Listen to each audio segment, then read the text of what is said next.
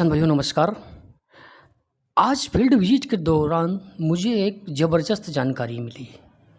वैसे तो मैं फील्ड विजिट में फार्मर ट्रेनिंग के लिए गया था, किसानों को सिखाने के लिए गया था।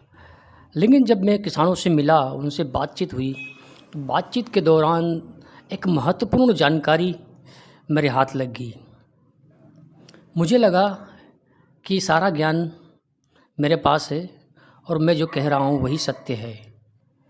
लेकिन मैंने देखा हमारे वनवासी किसान हज़ारों प्रकार की जानकारियाँ लेकर बैठे हुए हैं।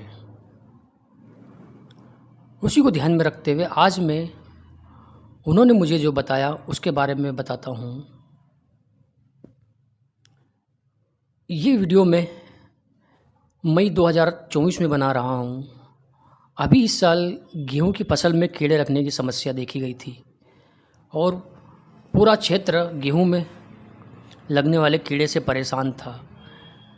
किसानों ने कई प्रकार की दवाइयों का इस्तेमाल किया, लेकिन उससे गेहूं का कीड़ा कंट्रोल नहीं हुआ। अंततः किसान का उत्पादन आधा हो गया, खर्च बढ़ गया एवं गेहूं की क्वालिटी भी अच्छी नहीं देखी गई।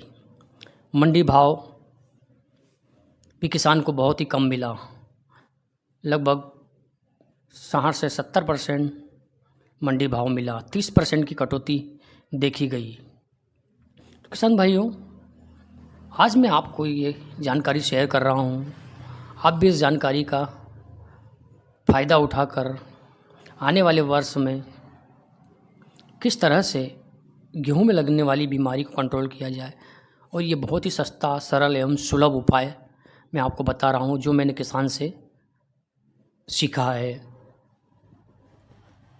ये जानकारी मैंने फील्ड में जाकर किसानों के बीच ट्रेनिंग के दौरान सीखी।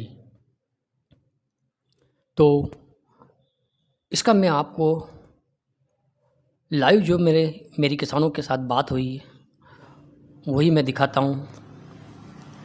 आइए चलते हैं। वीडियो बनाता हूँ अच्छी सी चीज़ों को, दवाई कैसे बनाना, खाद कैसे बनाना, डीएपी घर में कैसे बनाना, ऐसे वीडियो में सब लोड करके बताता रहता हूँ। अब तुम नई चीज़ बता रहे हो। नई चीज को है ये। तो ये लोग ना गेहूं में इस साल इतनी बीमारी आई, लोगों को गेहूं नहीं पके, और पके भी तो कितने बारीक बारीक दाने निकले, और काले पड़ गए, वो भी काले काले काले पड़ गए, गेहूं बारीक पड़ गए। तुम्हारा वीडियो अगर इस पे मैं डालूंगा और हजारों लोग देखेंगे, नहीं ना, सही है नहीं तो फिर वो करेंगे। करेगा। तो वो मैं तुम दोनों हो, तुमसे मैं पूछूंगा, तुमने जरा हिंदी में बता सको तो, है नहीं, तो वो बताने की कोशिश करना। ठीक है सर, स्टार्ट।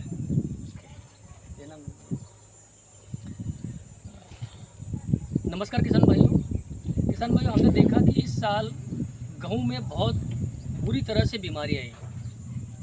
गेहूं में ऐसी बीमारी आई जिसके कारण किसानों का गेहूं का उत्पादन लगभग आधा हो गया, और आधा उत्पादन में भी गेहूं का क्वालिटी नहीं बनी, उसके दाने बारीक रह गए, गेहूं की क्वालिटी बिल्कुल डाउन हो गई, बिल्कुल काला गेहूं हो गया। और उस गेहूं को किसान बेचने गए मंडी में, उसका भाव भी उनको लगभग आधा मिला। अब इसके लिए मैं एक गांव में आया हुआ हूँ। इस गांव में मैं कुछ किसानों से मिलने के बाद मुझे पता चला कि इस गेहूं की बीमारी को किस तरह से कंट्रोल किया जाए, और इन्हीं किसानों ने अपने खेत में उस एक दवा का, उस एक पौधे की बीज का इस्तेमाल किया और अपने खेत में भरपूर उत्पादन लिया। तो मेरे हाथ में आप देख रहे हैं, ये हिंगोट का एक बीज है जिसका किसानों ने इसका इस्तेमाल किया। अब किस तरह इस्तेमाल किया वो आपको, ये हमारे साथ मुंसिंह भाई हैं। मुंसिंह भाई जो धार जिले के ग्राम पूरा में रहते हैं, और इन्होंने पिछले साल गेहूं की फसल में इसका इस्तेमाल किया। और इसका इस्तेमाल कैसे किया, मुंसिंह भाई थोड़ा विस्तार से बताइए।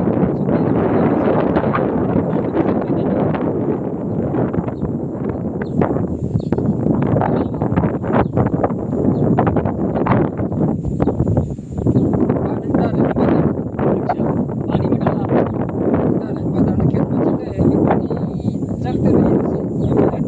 अच्छा, तो आपका कहना ये है कि आपने ये बहुत सारे एक टोपली ले लिए, एक टोपली और जहाँ पानी चल रहा था चल रहे। गेहूं में पानी चल रहा था, वहाँ उस टोपले को रख दिया रख दिया और उसमें से जो पानी बह के जा रहा था पूरे खेत में, पूरा खेत में। तो उससे वो पानी जहरीला हो गया हाँ। और तुम्हारे खेत में, गेहूं के खेत में बीमारी नहीं आई, नहीं है उससे तुम्हारी ये बीमारी कंट्रोल हो गई। कौन चुलेगी। सही बोल रहा हूँ? यही किया आपने।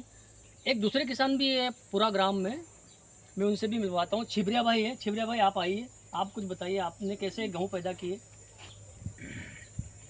बताड़ियो नहीं बताड़ियो कर नहीं कर। चारले में डाल दिया हिंगड़िया, अच्छा उसको पानी छोड़ दिया, अच्छा। पानी जमीन में हम्म, रंग सीता है गया। ये भी। अच्छा ज्यादा पानी पीने वाला कीड़ा मर गया। अच्छा। और जहाँ बीमारी पानी, हट गई। जहाँ इसका पानी नहीं गया वहाँ पे कीड़ा लग गया। लग गया। अपने पड़ोसी किसान के हैं, उसका गेहूँ कम पका, कम पक। गेहूँ की क्वालिटी नहीं बनी। कम सही पक। बोल रहा हूँ? सही। तुम्हारा गेहूँ अच्छा पका अच्छा पक। और जब बेचने गए तो उसका भाव भी अच्छा मिला, हाँ। हमें अच्छा भाव भी अच्छा मिला और घर खाने के लिए भी अच्छा हो गया।